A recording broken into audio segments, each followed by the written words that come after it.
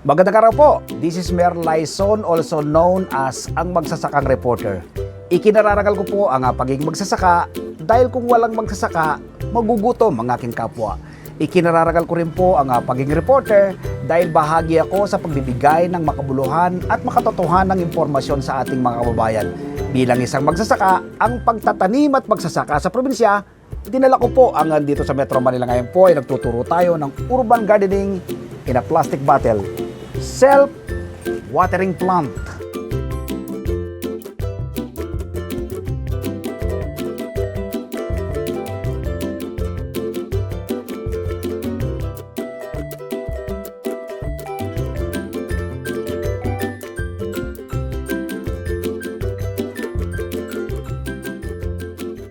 Ngayon pong araw na ito ay tuturo ko sa inyo ang fast and easy way na paggawa ng carbonized rice hull o CHR. Ito po ay soil conditioner at fertilizer sa ating mga tanim na halaman. Alin po kayo, samahan niyo ko, gagawa tayo ng CHR o carbonized rice hull. So ito po yung ating rice hull o ipa ng palay. Ito po ay good soil fertilizer at conditioner. Nagtataglay po ito ng phosphorus, potassium, calcium at magnesium at iba pang nutrients na kailangan po ng isang tumutubo at lumalaking halaman. Iba't iba po ang pamamaraan ng paggawa ng carbonized rice hull. Ang iba po, maalala po kung marami ang kanilang ginagawa, tinutumpok po nila sa isang lugar ito at saka sinusunog. Pero ako po, yung tuturo ko sa inyo ay ang very fast and easiest way na paggawa ng carbonized rice hull dahil bubusayin lang po natin ito sa kawali. So ali po kayo, gagawin po natin ito ng carbonized rice hull. Ito yung ating kalang, At siyempre, gagamit tayo ng kawali. Ayan. At ilalagay natin yung ating rice hull. Ito na po yung kalang natin, Bubusayin natin itong ipa ng palay hanggang magkulay itim po yan, Para mabilis siyang maging mabusa, ay pwede po siyang takpan. Yan. Yan, maulit siyang, bibilan lang po tayo ng mga ilang minuto, ay sunog na po yan. After 10 minutes, tingnan po natin yung ating ginagawang carbonized rice hull. So yun, kulay itim na po, Pag ganyan na po yung tsura, ay pwede na pong patayin ng kalang at palamigin na. Yan po ay tingnan natin ang ating ginawang carbonized rice hull. Ayun, itim na po siya. Ayun. Hindi po siya totally sunog lahat.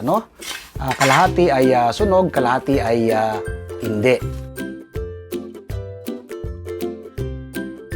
So yan po yung effective na carbonized rice hull. Kalat lang po para mabilis siyang lumamig. So ito po yung pinakamabilis na paraan na paggawa ng carbonized rice hull. Yung iba naman po ay iniipon po nila, lalo na po kung marami yan, mga 10 sako ng ipa ng palay, pinagsasama-sama po nila yan at naglalagay po sila ng pinakatubo sa gitna. Tapos doon po sila magsusunog at unti-unti pong kakalat yung apoy na yan hanggang tuluyang masunog. Malamig na po, So kapag malamig na po ng ganito, nahawakan mo na yan, ay pwede mo nang ilagay sa isang palangganita,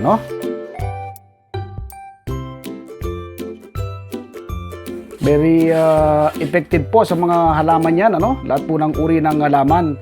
Kapag po ay naglagay kayo sa yung lupa na pagtataniman, ay maganda po ang magiging bulas. So ito po yung ating bagong gawang carbonized rice hull o CHR, Enough na po ito para sa mga 20 bote na ganito po na pinagtaniman po ninyo ng halaman.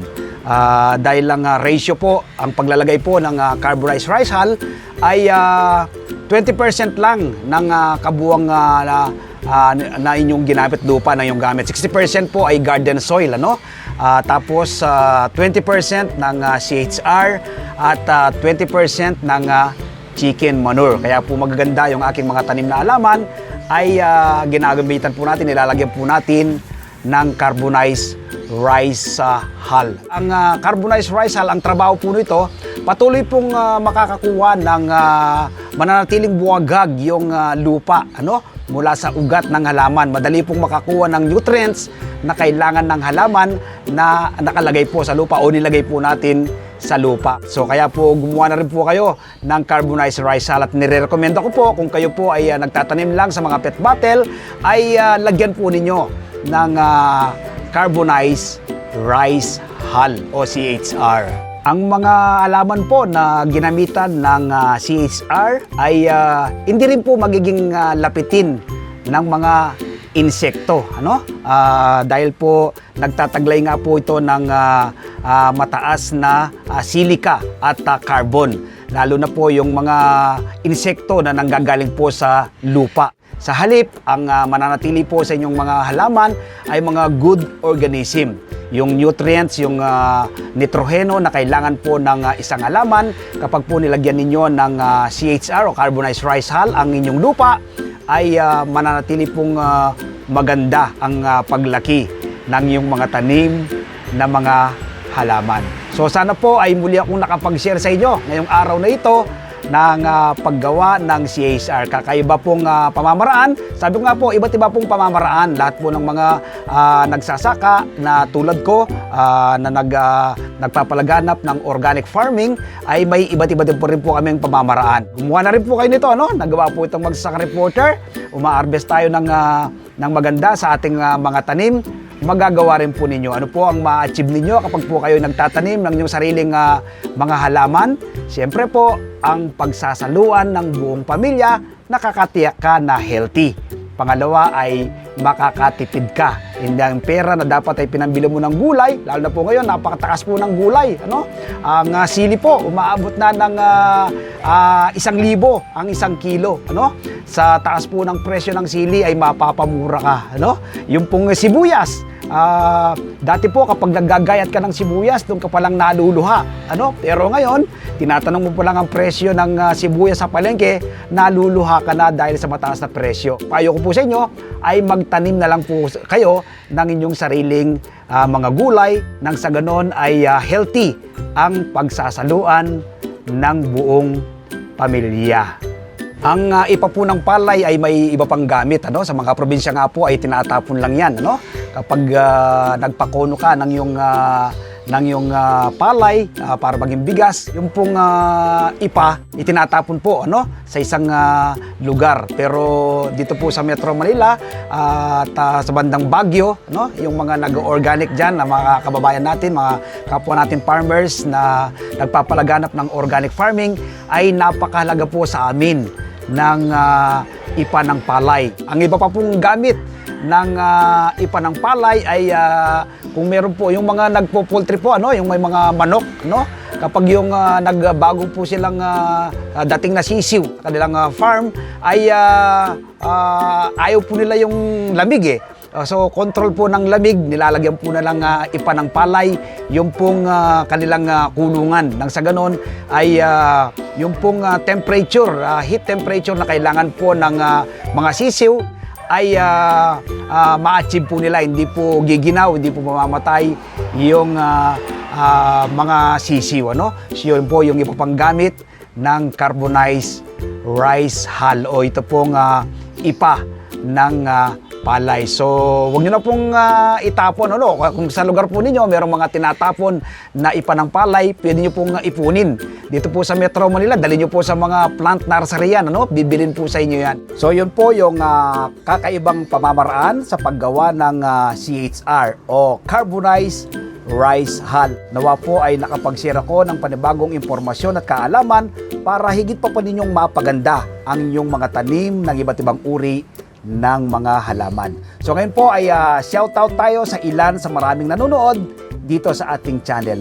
Shoutout kay Lira Carbajal watching from Tanawan City, Andy Sulapas, Elsa Sulapas, Alea Grace Sulapas o Sulapas Clan watching from Prosperidad, Agusan del Sur, Elpilja Upano, Robert Uy watching from PBTS Binangunan Rizal, Norberto Lara watching from Lanao del Norte, Delilah Agulana watching from England, United Kingdom, Renato Esquilia watching from Legazpi City, Digna Balbastro watching from Antipolo City, Brian Leonin, Pedro Lopez watching from Malolos, Bulacan, Chelly Umali watching from Candelaria, Quezon, at Noemi Caldo watching from Lipa City, Batangas. Sa mga gustong mapalalim at mapalawak pa ang kanilang kaalaman at impormasyon, kaugnay po ng urban gardening, inimbitan ko po kayo na manood ng aking TV show, TV program. Ito po yung Masaganang Buhay. Umiere po ito ng alas 7 hanggang alas 8 ng umaga tuwing araw ng linggo. Mapapanood po sa 1PH Signal TV Channel 1 ng TV5. Yung hindi po makakapanood sa umaga, may replay po ito pagdating ng hapon, alas 5 hanggang alas 6 ng hapon, Masaganang Buhay. At siyempre po, meron po akong column. Every Tuesday naman po ito mababasa sa Filipino Star ngayon. Ito po yung nangungunang pahayagang Tagalog sa ating bansa. At ang title po ng ating column, Ang Magsasakang Reporter. Isinusulat ko po rito ang iba't ibang do-it-yourself tips at iba pang sikreto sa pagsasaka. At siyempre po, yung mga hindi pa nakasubscribe dito sa ating channel, mag-subscribe na po kayo. Like, share, click the bell button. Sa ganon ay ma-inform po kayo at kapag may bago kong tutorial, ma-share ko po sa inyo ang pairam na talento ng ating Panginoon. Maraming salamat po. Stay safe, happy farming. God bless us all.